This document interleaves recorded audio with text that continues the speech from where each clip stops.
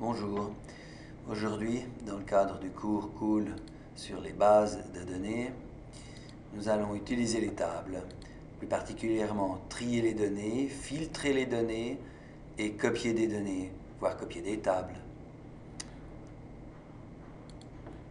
Alors, première étape, on ouvre notre petite base de données que l'on a créée dans le dernier cours. On y a toujours mis une table qui s'appelle adresse avec quelques données ici.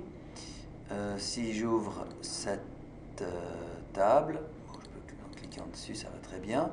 On obtient donc effectivement notre table avec déjà quelques données dedans.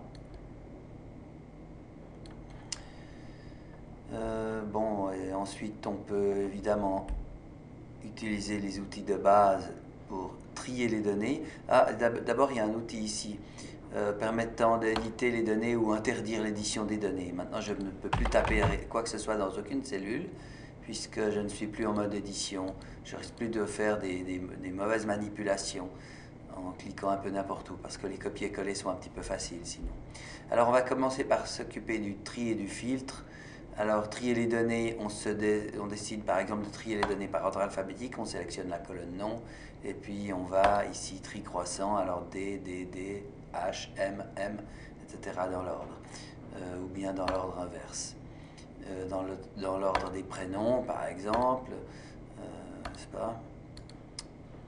Ou bien encore, vous avez un tri avec plusieurs critères de tri, puisqu'il y a plusieurs bobs.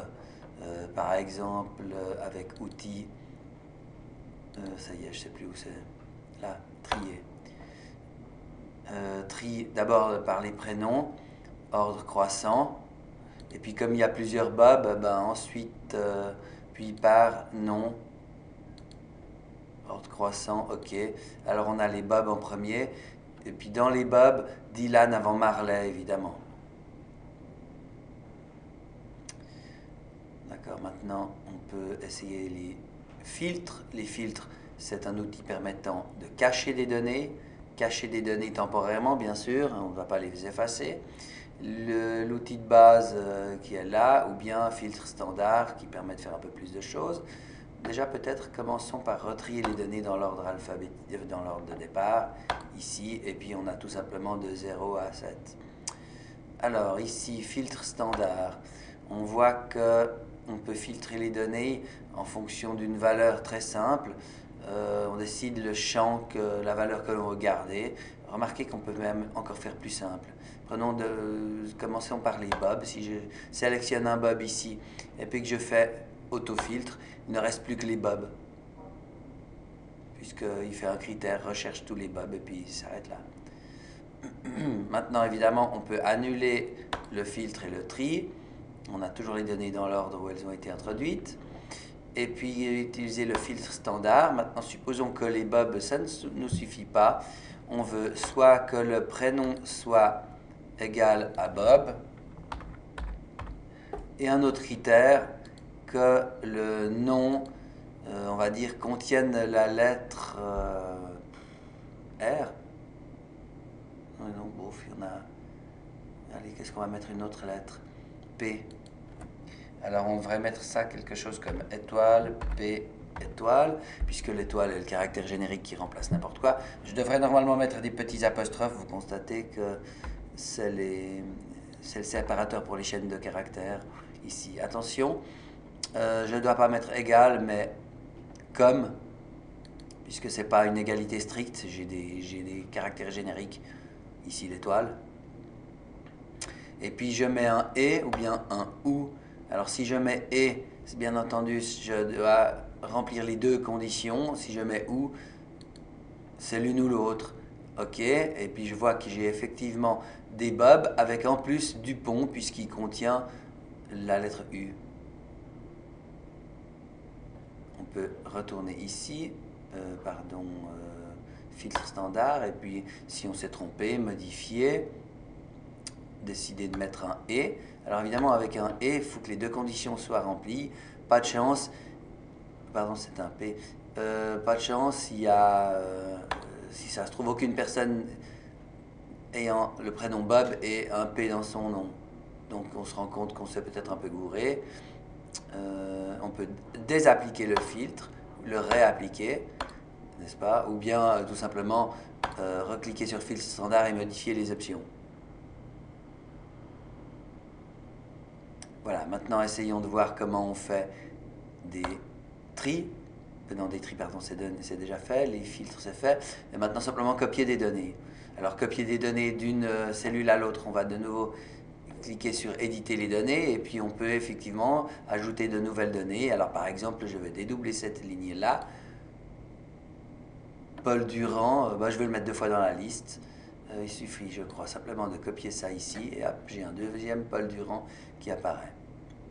Bien sûr, on voit bien qu'il y a un nouveau numéro, puisque les numéros doivent être absolument uniques.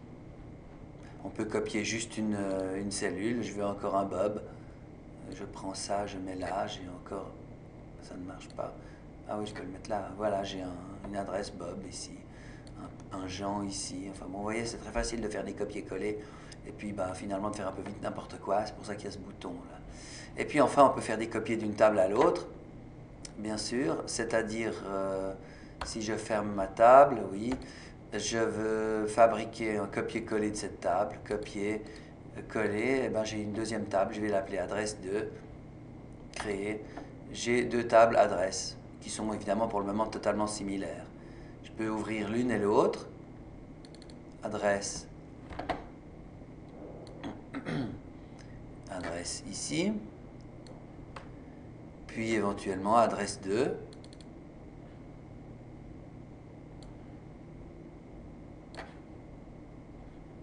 Prendre par exemple l'adresse 2 et la mettre en dessous. On peut s'amuser bien entendu à reprendre adresse.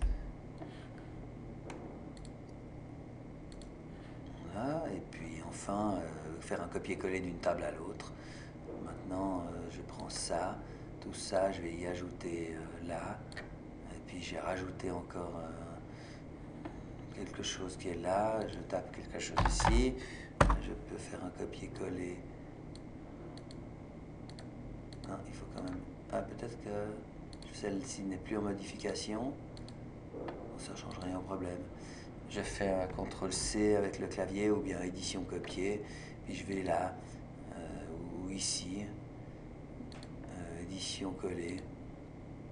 Enfin bon, c'est relativement simple. On peut même faire ici par exemple, édition coller. On peut même faire copier-coller des données sur un autre outil, comme par exemple Calc. Supposons qu'on réouvre un autre outil, comme par exemple Calc. La fenêtre Calc est là.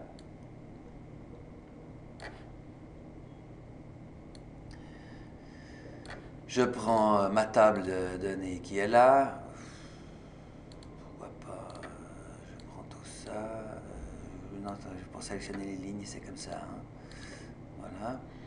Je prends ça, CTRL-C. Ici, je fais un CTRL-V. Et évidemment, j'ai recopié une partie de ma table là, d'accord. L'inverse fonctionne aussi. Donc je sélectionne une partie ici, et puis je fais copier-coller, puis je mets dans la table là. Donc finalement, les outils calque et base ont plus ou moins les mêmes outils, puisqu'ici on a déjà les tris croissants, ce genre de choses existent déjà. Voilà, je crois que ça suffira pour aujourd'hui.